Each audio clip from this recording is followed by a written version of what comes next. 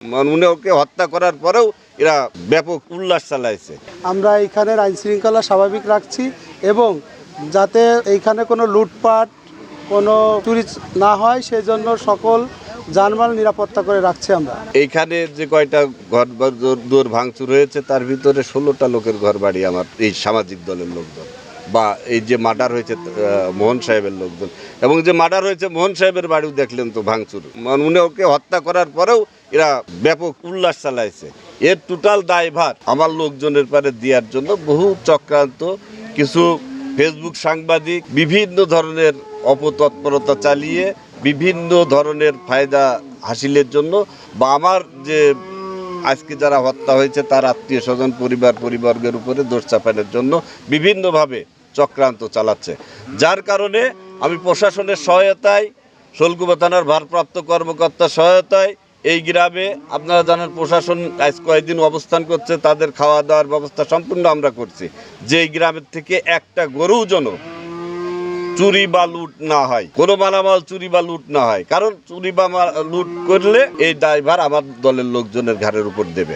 ওই দিন পর থেকেই তার আত্মীয় স্বজন ধারাবাহিকভাবে প্রশাসনের সহযোগিতায় গরু ছাগল যার যে জায়গা আছে সব নিয়ে গেছে, মালামাল তারা নিয়ে যাচ্ছে প্রশাসনের সহযোগিতায়, প্রশাসনের কাছ থেকে বুঝে। এবং আমি ওইটা বলছি, সর্বশেষ আমি গতকাল প্রশাসনকে বলছি, ভাই আমরা তো এভাবে পাহারা দিতে পারবো না, যার যার বাড়ি যে আপনারা বলে আসেন, তারা যে তাদের আত্মীয় স্বজনকে আসতে বলুক, তার আত্মীয় স্বজন এসে তাদের গরু ছাগল যেগুলো আছে এগুলো যাতে বুঝে নিয়ে যাক, মালামাল বুঝে নিয়ে যাক, যার দায়ভার যাতে আমার কোনো লোকের বা যারা হত্যা হয়েছে তাদের কোনো লোকের ঘাড়ের উপরে না আসে।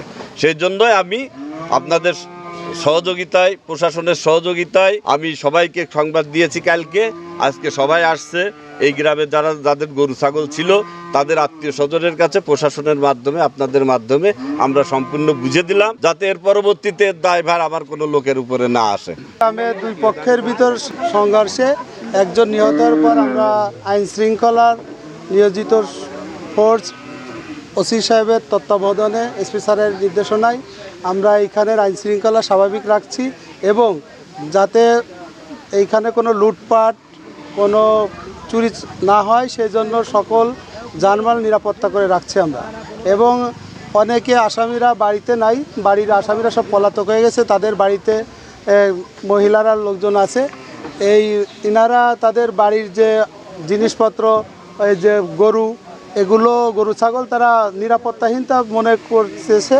এজন্য আমরা স্থানীয় নেতৃবৃন্দর সাথে আলোচনা করে এই গরু তাদের নিকটতম আত্মীয়র কাছে তারা দিতে ইচ্ছুক এবং বাড়ি থেকে তারা নিরাপদ স্থানে মনে করতেছে যে এইখানে বাড়ি থাকলে আতঙ্ক মনে করতেছে। কিন্তু আমরা সার্বিকভাবে তাদের চেষ্টা করতেছি নিরাপদ দেওয়ার জন্য এবং নিরাপত্তা তারা সবাই বাড়িতে আছে। এখানে একটা ঘটনা হত্যা হওয়ার পরেও স্বাভাবিক সবাই তার যার বাড়িতে আসছে, কোনো আসামি নাই, কিন্তু তাদের বাড়ির মেয়ে ছেলেরা আছে, বাড়িঘর আছে, কোনো লুটপাট হয়নি।